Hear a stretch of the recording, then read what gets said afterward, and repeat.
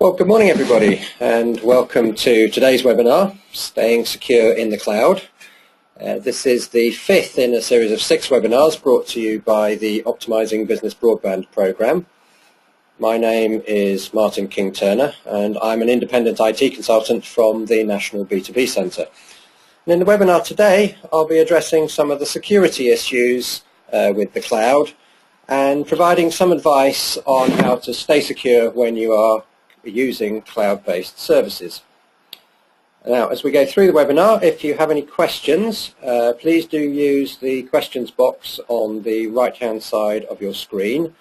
They will come through to me and I will do my best to answer them at the end of my presentation. Today we're going to look at the security risks associated with the cloud. I shall be talking about what some of those risks are. This is not intended to be a deeply technical presentation, but if there are any aspects of what I talk about that either you don't understand or areas where you'd like more detail, then, as I say, please do ask me a question and I will do my best to answer them. We'll very much be talking about minimizing your risks when using cloud services and also knowing what to look for from a security point of view when selecting cloud service providers. And as part of that I will be saying a few words about ISO 27001, which is the International Information Security Standard. Many people listening today may be familiar with ISO 9001, the quality standard. There's a whole suite of ISO standards, but the one that's particularly relevant for cloud security, so far as there is one for cloud security, is ISO 27001, which talks about information security, and I will be saying some more about that later as well. Before we dive into those bits, I'd just like to say a few words about the Optimizing Business Broadband program. I know that some of you who are on the webinar this morning will have joined us on previous webinars. It's great to have you back, and I know you will have seen the next couple of slides about the OBB program. But for those of you that are joining us for the first time, the OBB program is a program currently running in Shropshire and Staffordshire, providing support, advice, webinars, online material, and many things besides, to help small and medium-sized businesses in Shropshire and Staffordshire specifically make better use of the cloud, of superfast broadband in their businesses. It's built on the back of the UK-wide rollout of fibre broadband that's happening across the country. On the screen at the moment you can see the situation in Shropshire and Staffordshire. In those two counties there is some European money and some UK government money going alongside the investments already being made by companies such as BT, Virgin Media and so forth to enhance and extend the reach of superfast access. So by spring of 2016 the ambition in Shropshire is to have 93% of premises access to fibre-based broadband, and in Staffordshire 97% of premises to have access to fibre-based. And for all other areas, if you can't get fibre by those time frames, the ambition is to make sure everybody's got a minimum of 2 megabits.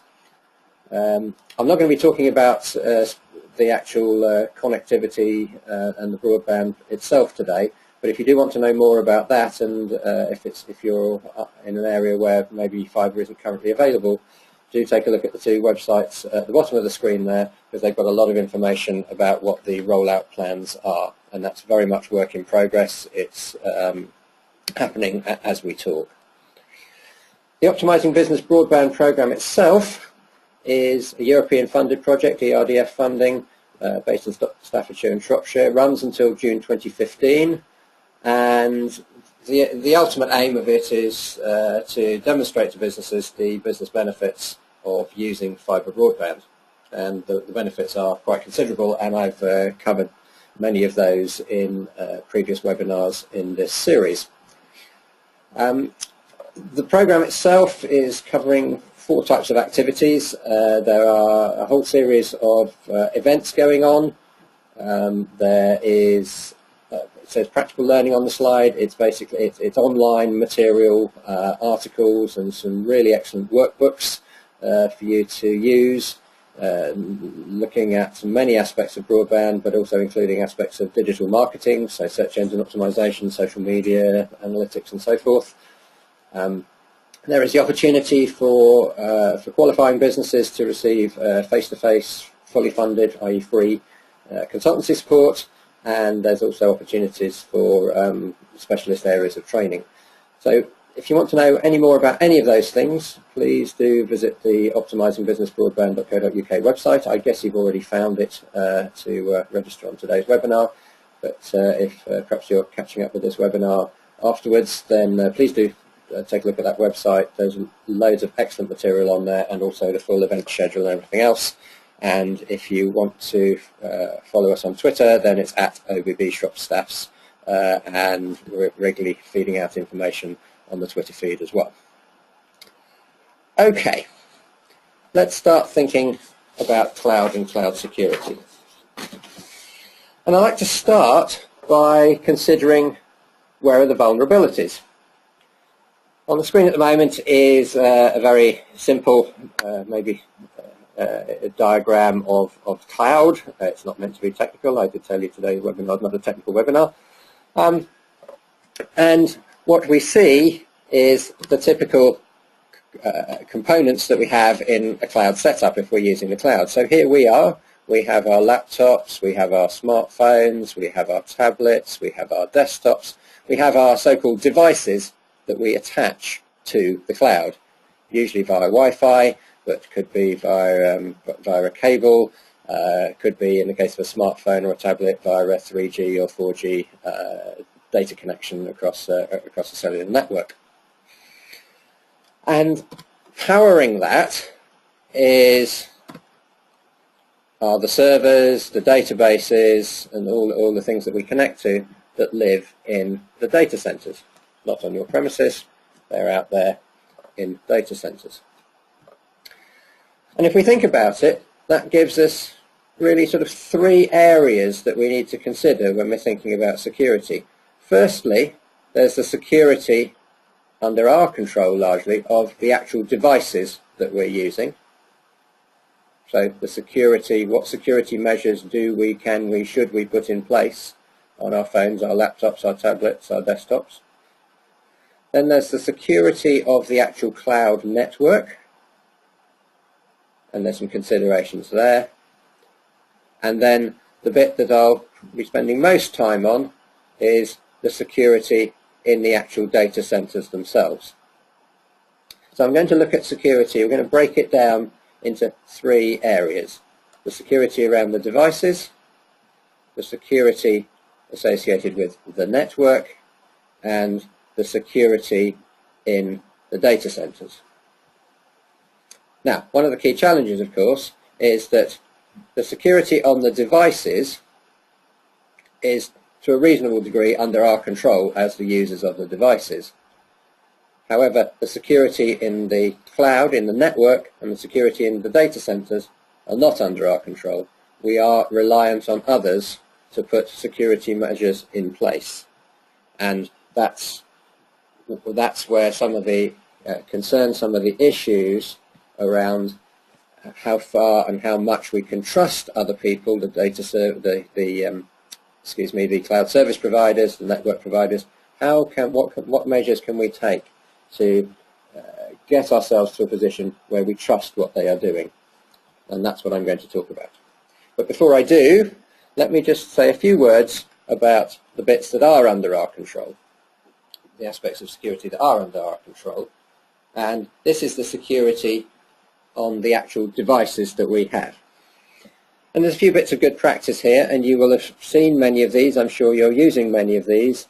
And to be honest, these are the same security considerations and good practice that you get if you're going to be using any online service, whether it's a cloud-based service or whether you're just using a website for e-commerce or for any other reason. So, first area, use antivirus software, keep it updated. Using a cloud service, is no different from using any other web-based service in many ways. So you are connecting to the internet, and in connecting to the internet you are opening your device, your PC, your laptop, potentially your tablet, your phone.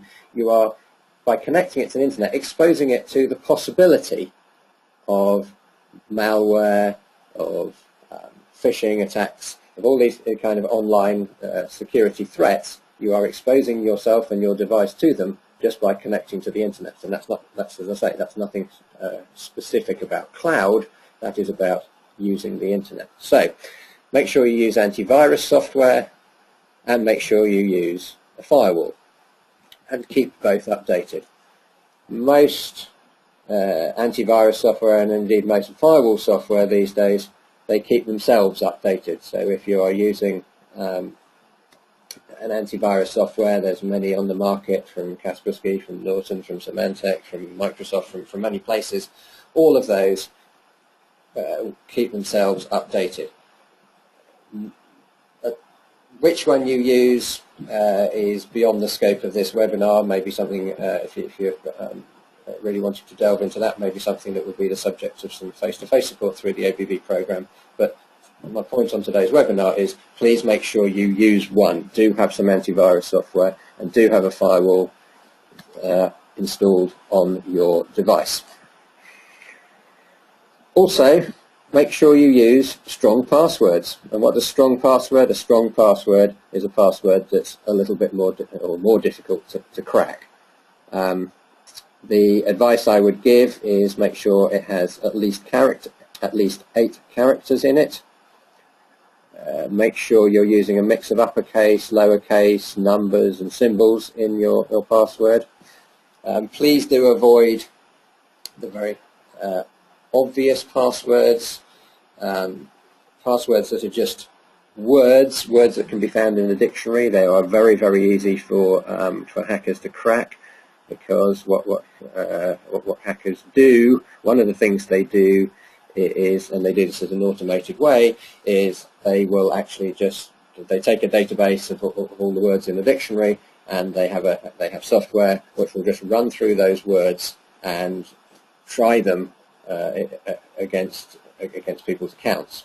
So if it's a word that's just a plain word from the dictionary, that is very easy for a hacker to crack. Also avoid names, particularly your own names, avoid addresses, and avoid birth dates. They're all obvious things that hackers will try if they're trying to crack your password.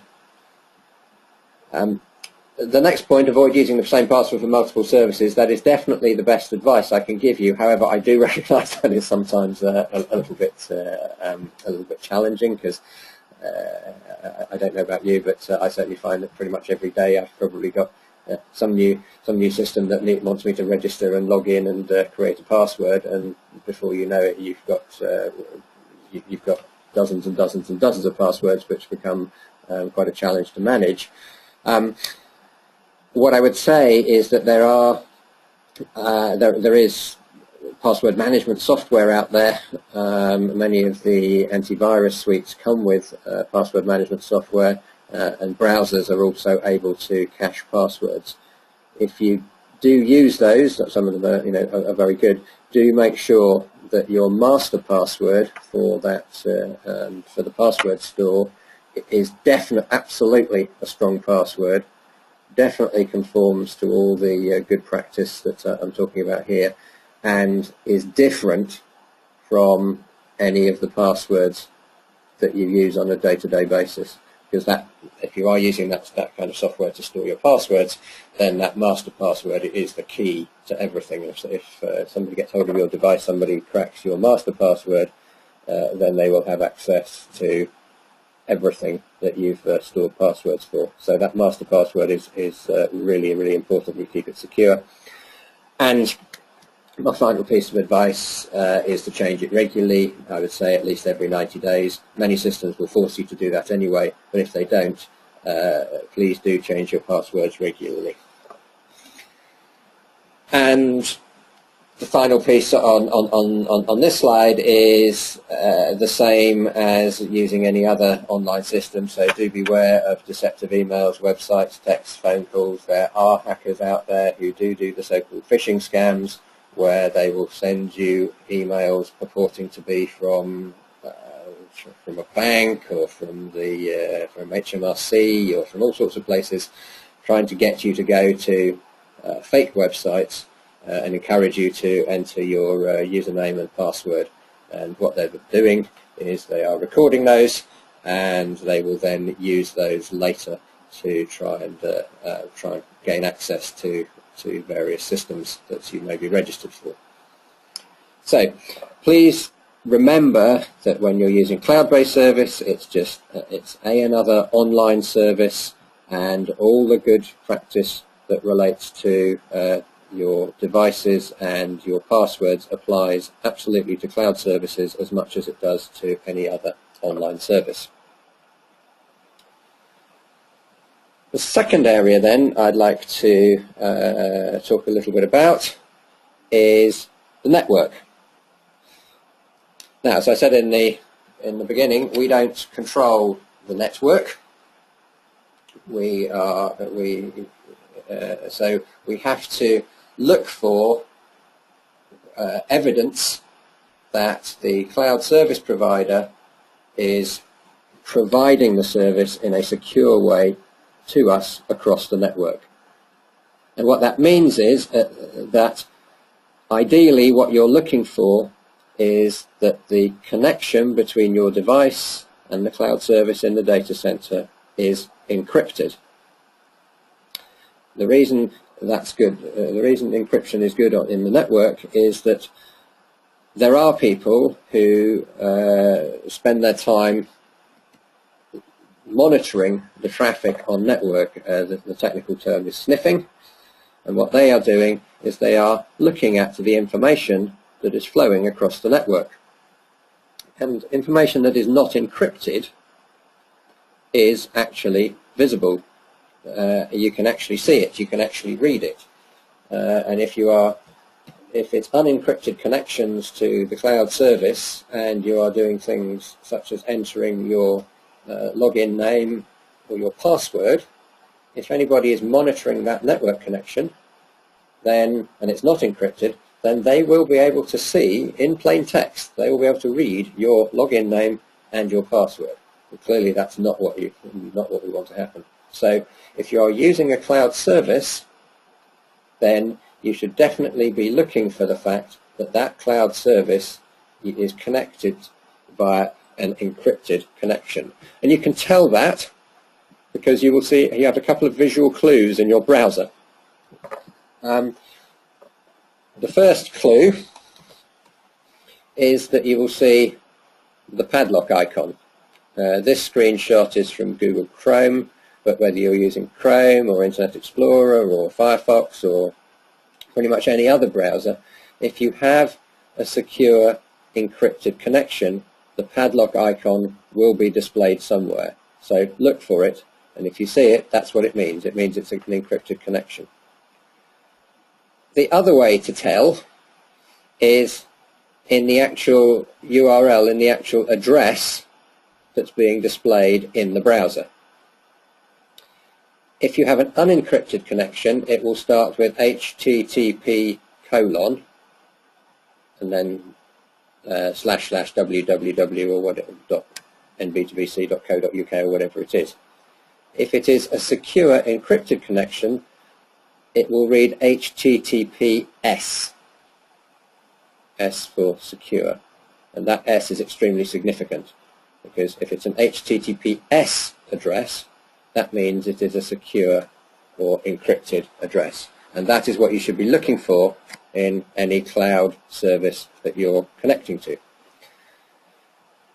One thing people don't always know is that if you want to be even more sure, then again in all the major browsers, you can click on the on the padlock icon, and you will get something. A little window will pop up, looking a little bit like this.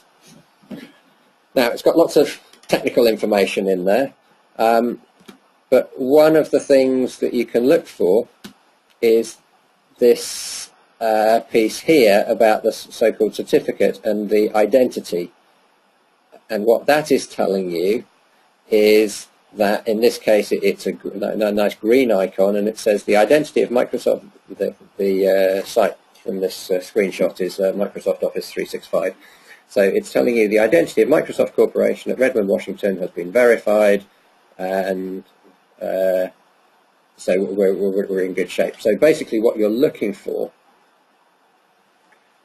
from a non-technical level, what you're looking for is this information here that says that the identity has been verified. And what that means is that we can be sure that the data center we're about to connect to at the other end of this connection truly is owned by and operated by Microsoft. It is not somebody who is pretending to be Microsoft.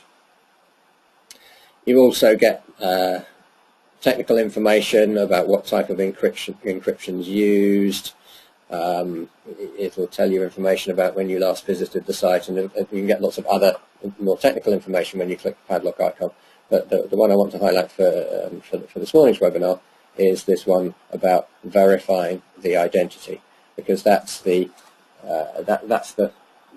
best reassurance you can get that not only is this an encrypted connection, but that the person at the other end of the data center that you're connecting to is genuinely the person or the data center or the company that you think you're connecting to. Okay, so we've talked about security on our own devices. We've talked about security on the network. And then the third area, and perhaps the most major area, is the service provider themselves, the actual data center, the company that is providing the cloud service you are using or planning to use. And just like with the network, we are not in control as users or potential users of a cloud service. We are not in control of the security measures that the cloud service provider has put in place. So we are reliant on what they do, and so it comes down to a question of what information can we gather, what due diligence can we undertake, what questions can we ask to assure ourselves that that cloud service provider is running a well-managed and secure operation. So as it says on the screen here, what I'm now going to talk about from a security point of view is the questions I ask, the information I look for, to try and assure myself that I can trust that cloud service provider. I can entrust my information and my data to their systems. And for me, there's three key security questions that I seek to get answers for. The first of which is, where is my data stored? Now, we know it's a cloud-based service, so the data is stored in a data center. It is not on your premises. But the data center, or data centers, for many cloud services, their data will be your data, or copies of your data. There will be multiple copies of your data, perhaps stored in multiple data centers. But that data exists somewhere on a server in some data center somewhere. Now, why is that important? One of the main reasons it's important is for compliance with the Data Protection Act. Because for a lot of business data, you need to be, if you're the owner, the manager, the director of a company, the data that you are storing and processing may well be subject to the Data Protection Act. let me say I'm not a lawyer, and so and the Data Protection Act does get quite complex. And if you are unsure, then please do seek legal advice on this. But let me say a few words about the Data Protection Act. The Data Protection Act applies to the processing of personal data. And in other words, that's information that is stored electronically, and it's information that relates to individuals. I think the wording in the Act is something like personal data is data which relates to a living individual who can be identified from the data or from the data and other information which is in the possession of, or likely to come into the possession of, the data controller, i.e. us as the people who have that data. And if you think about it for a moment, that probably covers an awful lot of data that you have in your company. Now, there are a few, and I should say data not only in your company, but data that you may be wishing or considering to store in some kind of cloud system somewhere. Now, there are some exemptions. One exemption being staff.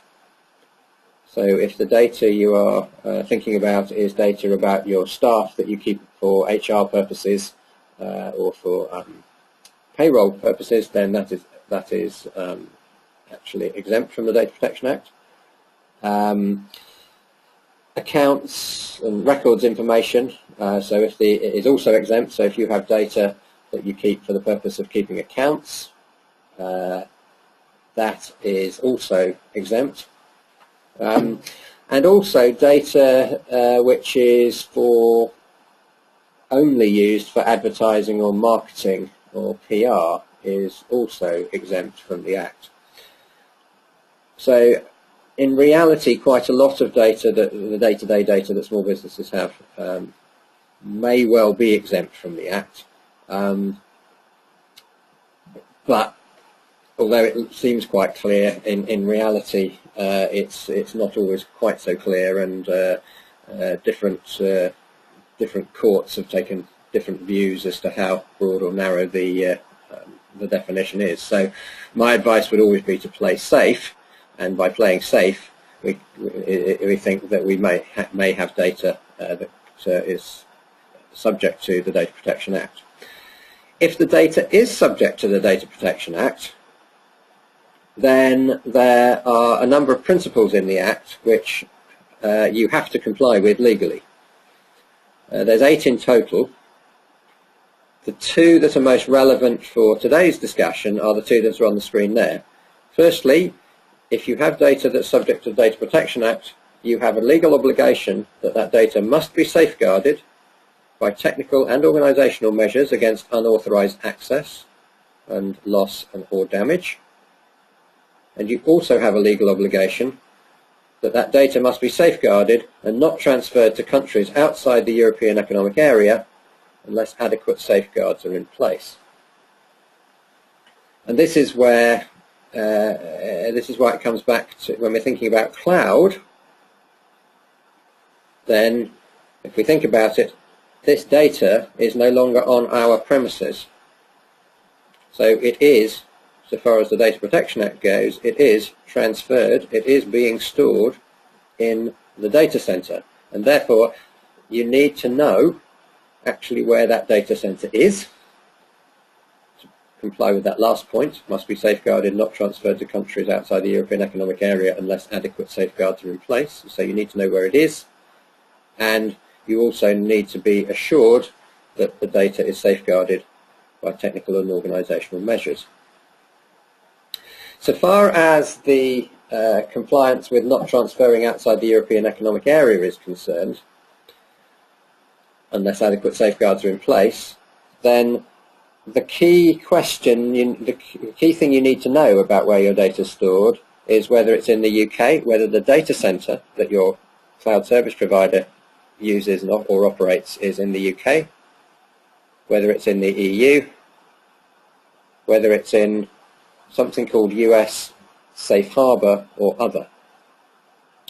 If it's in the UK, or if it's in the EU, or if it's in the US, the United States, but under the auspices of an agreement with the US called Safe Harbor, then you can relax in the sense that the UK Information Commissioner's Office, they're the people who oversee the Data Protection Act, they consider the UK, the EU or US Safe Harbor to be acceptable in terms of being safeguarded and not transferred to countries outside the European Economic Area. They consider any of those to be acceptable. So if you know, and you've done your due diligence to discover and find out that the data center or the cloud service you are using is located in either the UK or the EU or US Safe Harbor, then you are okay from a location point of view. If the data center or data centers are not in any of those three areas, then you would fall into this definition that says other adequate safeguards are in place. It's not impossible to satisfy the Data Protection Act if the data centers are outside the UK, EU or US Safe Harbor, but there's more to it. There are other things you will need to do, and it will ultimately come down to what the contractual terms and conditions are between you and that cloud service provider. Again, going beyond that is outside the scope of this webinar, but if you do have any questions on that, you can please either raise them now or contact us later, and we can talk about it on a face-to-face basis.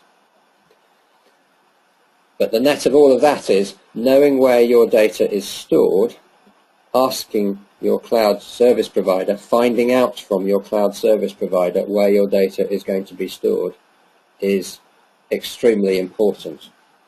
And the first of my three key questions when we're thinking about security and compliance with data protection.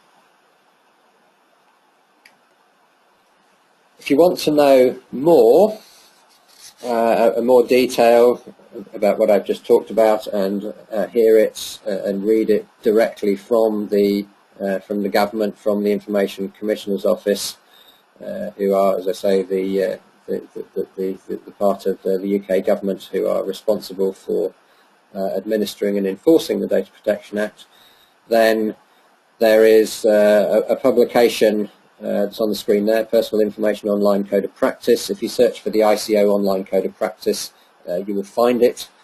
It's about 15 or 20 pages. It is readable. It's not too much bound up in legalese, but it does give you more of the lowdown. And if after you've read that you're still not sure, then please do seek professional advice. My second key question, my second of the three key security questions to try and understand what the security situation is with any particular cloud service provider, is on the screen now. What security measures are in place? What security measures are in place at the cloud service provider? Now, again, this is an easy question to ask and perhaps slightly more difficult to get full answers for, because cloud service providers are very unlikely to share this kind of information at a very, very detailed level. If you try and phone them up or send them an email or something and say what security measures in place, you may get no answer at all, or you may get some very generic answers. So my advice is that what we need to do is we need to look for actual evidence of what's in place, not just statements on websites saying we run a very secure data center or things like that, which quite frankly anybody could make that statement. It doesn't truly it's hard to tell what the value of that statement is.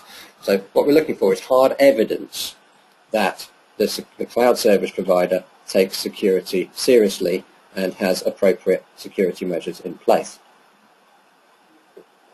And the best evidence I can suggest you look for is externally verified security standards, and this is where ISO 27001 comes in. So I would strongly advise that if you are considering using a cloud service provider and you're going to be using it to store significant amounts of business information, or critical business information, or confidential business information, as well as knowing where the data center is, I would strongly advise you to look for and look favorably upon cloud service providers who have got ISO 27001 certification. And as well as having certification, there are then two key questions within that about what the scope of the certification is and whether the certification has been gained from a UCAS accredited body. I'll come back to that in just a moment, but while it's on the screen here, the other piece of evidence you may wish to look for is PCI DSS, Payment Card Industry Data Security Standard, and this is security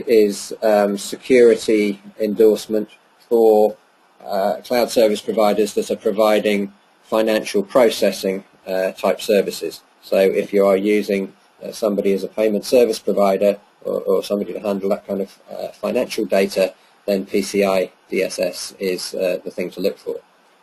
But back to ISO 27001, that is generic information security management across any kind of information. Now, the best providers, or the most transparent providers, the people that are going to make, give me confidence, will not only say they have ISO 27001, they will also make their certification or a copy of their certification available to you. This is an example of an ISO 27001 certification. This is from, as you can see, a company called Rackspace, who provide infrastructure as a service facilities, cloud services. This certificate is downloadable from their website. It's a PDF on their website. That's where I got it from. And there's a couple of things. If you do get this, if you can find a cloud service provider who will share their certificate with you, that's good in its own right. It certainly builds up my confidence in them. But there's two specific things you want to look at on this certificate. Firstly, you want to look at what's called the scope of the certificate. It will tell you. It says this certificate is valid for the activities specified below. The ISO 27001 standard mandates that the certificate will have the so-called scope on it. And in Rackspace's case, it's valid for the management of information security and the design, implementation, support of the solutions at our UK data centres, global service information technology, and so forth. The point being that you want to assure yourself that the ISO 27001 certification they've got is relevant to the cloud service or cloud services that you will be using or considering using. Because it is possible for an organisation to get ISO 27001 certification for just part of their services. You don't have to have, it's not an all or nothing certification. You can certify maybe just certain data centres or certain particular cloud services with ISO 27001. And you want to be assured that the service or the data centre or data centres that you are potentially going to be using fall within the scope of their certification. The other thing to check is that the certification has been awarded by a certifying body that is itself UCAS accredited, and you want to look for this UCAS, UKAS, this logo. What that means is that the body that awarded Rackspace, in this case ISO 27001, and as you can see here, the people that awarded them that certificate was Certification Europe in this case, there are many, many certification bodies, you want to make sure that the certification body is UCAS accredited, because UCAS is the organisation that checks that the certification bodies are doing the right, are doing a good job, and that they're asking the right questions, inspecting these companies in the right way. And the reason I mention this is because I'm afraid to say there are organisations out there who you can pay and pay an amount of money and get yourself an ISO 27001 certificate without having been through the due processes to actually achieve it. And therefore, certificates awarded by organisations that don't have that UCAS logo or kite mark, if you want to think of it in that way, I would be very suspicious of. And I would say that kind of an ISO 27001 certification that isn't from a UCAS accredited body potentially isn't worth the paper it's written on.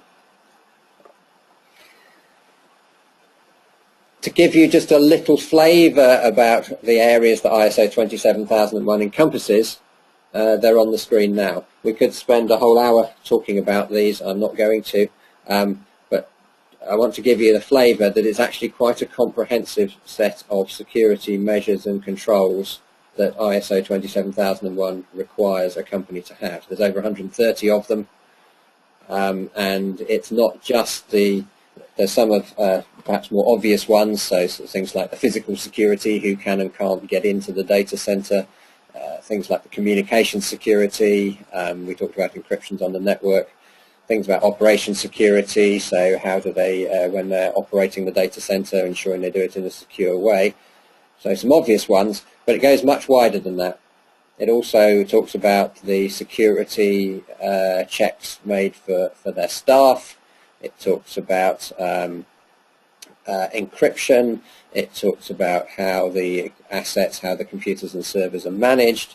It talks about how systems are bought, how they're developed, how they're maintained. It talks about dealing securely with their suppliers. It talks about having a process for monitoring and reporting any security incidents that happen. It talks about ensuring that security is embedded in their business continuity processes, so backups, disaster recovery. And it also requires evidence of that the management of that cloud service provider takes security seriously, and they regularly review it, and they take proactive measures to improve the security of their services over time. So it's a pretty comprehensive set of requirements that have to be met, and the hurdles are quite high. So if a company genuinely has achieved ISO 27001 certification, and they've got the evidence, and they've got the accreditation certification from a UCAS accredited body, then for me that's about as good as it gets.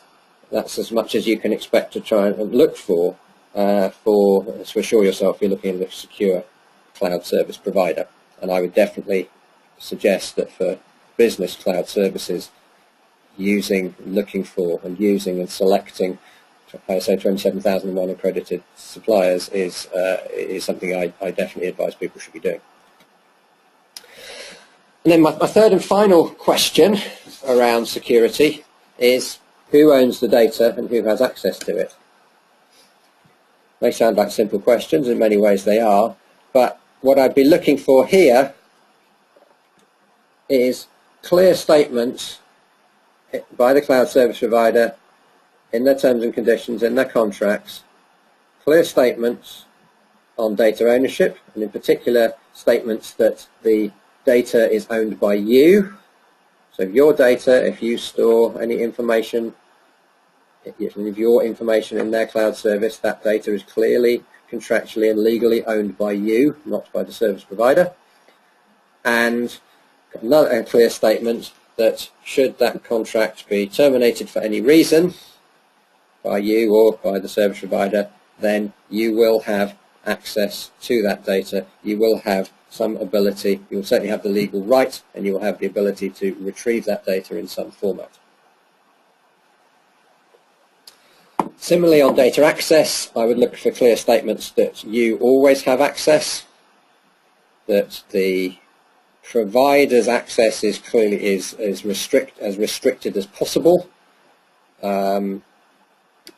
Providers, it's actually impractical for a provider to say that they will have nobody will ever have any access to their to your data. Roles such as database administrators will end up having access to your data, but that should be very carefully controlled, monitored and restricted, and that's definitely something that the ISO 27001 certification would be ensuring. And also that the providers are logging and auditing any and every access to your data. All of those good practices, the logging, the auditing, the restriction of access and things, as I say, those are all encouraged and to a large degree mandated by ISO 27001. So if they have 27001, then you can be reasonably comfortable that those kind of practices are in place. But I would look to also see that those statements about those are made in the terms and conditions from a legal point of view. Good practice in this area is that providers are starting to make this kind of information more publicly and available, more transparent. A couple of examples on the screen. Salesforce, who have one of the most popular cloud-based CRM systems, they have the Salesforce Trust Center, and probably the most comprehensive one I'm aware of in terms of making publicly available kind of information we've been talking about this morning is what Microsoft do with their Office 365 Trust Center. If you take a look at that website, then there are answers to pretty much all the questions that I've raised during today's webinar. They are just two examples. That's not to say they are the only two trustworthy cloud service providers. That's not what I'm saying.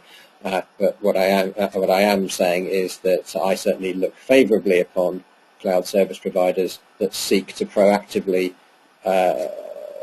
publish the kind of information we've been talking about. That helps me to trust them. It helps me to feel that they take security seriously.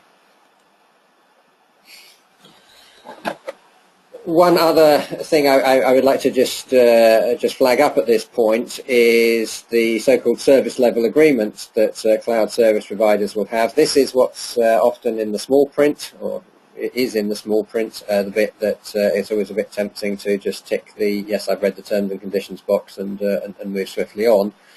If you're serious about trying to understand the level of security that's in place on a particular cloud service, you have to do some due diligence, and reading some of the small print is part of that due diligence, I'm sorry to tell you.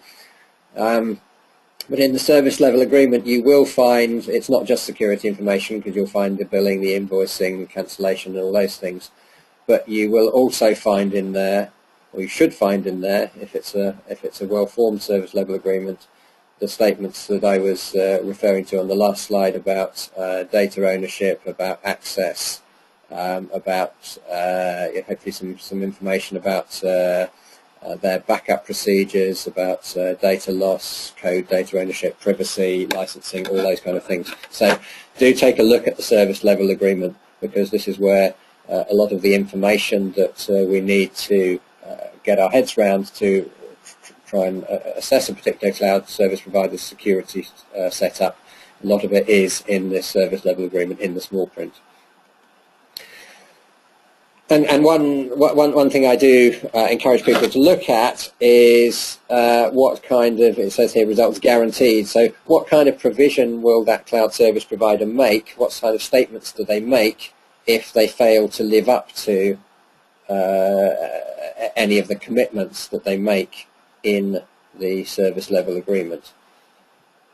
And typically what you will see is that in the case that they fail to live up to certain things, often they fail to live up to availability targets, then there should be, good practice is there will be some financial recompense for us as cloud service users if they fail to live up to their promises. Just briefly, while we talk about availability, I mentioned it, just flick this slide up for you, and that's looking at, in reality, what does it mean when cloud service providers talk about 99% availability or 99.9% availability and so forth. 99% availability, although it sounds like a high figure, may or may not be good enough for you if that's what the cloud service provider is promising, because what that means, if you take it over a year, that service can be down for 3 days, 15.5 hours, so nearly 4 days out of a year, that service could be completely unavailable and they would still be meeting their 99% availability target. That may be okay. But for some business critical services, you may well decide that that's actually not good enough. 99.9% means only 8 hours or nearly 9 hours downtime in a year. 99.99% is actually less than 1 hour downtime in a year. So I just flick that up for the point of interest, really, but it gives you some calibration on the availability figures when somebody says, oh, it's 99.9% available. What does that actually mean? Okay, so we've reached the end of what I wanted to talk about today. Thank you for your attention. Please do, if you have any further questions, any concerns, anything you'd like to explore more about cloud-based security, please do contact us. The best way to do that is through the optimizingbusinessbroadband.co.uk website. The recordings of this and the other webinars in this series will be going onto the website, I think sometime around the middle of November. You're very welcome to revisit the recordings then. If there's no further questions, thank you very much for your attention today. I do hope I've given you some thoughts and some key questions to ask to help you get a better understanding of cloud-based security. Security is cited by those people who don't want to use cloud. Security is often cited as a reason not to. As we've seen today, there are indeed considerations around security, but if done well, and if you go through the process I've outlined, if you get some answers to the 3 key questions I've talked about, then in my experience and certainly in my opinion, then if you get the answers you are looking for from a cloud service provider, then you can build up that confidence. You can get yourself absolutely to a place where you can start feel you can trust the cloud service provider, and then you can start making use of their services. And all the statistics and surveys I've seen, the most recent survey I saw was that for small businesses, among small businesses, 83% of the small businesses that were surveyed, 83% of the businesses who were using cloud services were able to point to tangible business benefits in terms of flexibility, in terms of reduced cost, in terms of access to overseas markets, in terms of being able to collaborate with colleagues, with customers, with suppliers, with people in other projects, in terms of saving money, a whole raft of benefits that we've talked about in previous webinars. People genuinely are getting those benefits out of cloud. So thank you very much. Thank you for your attention, and maybe look forward to speaking with or visiting some of you in the months ahead on the face-to-face consultancy. Thank you very much indeed.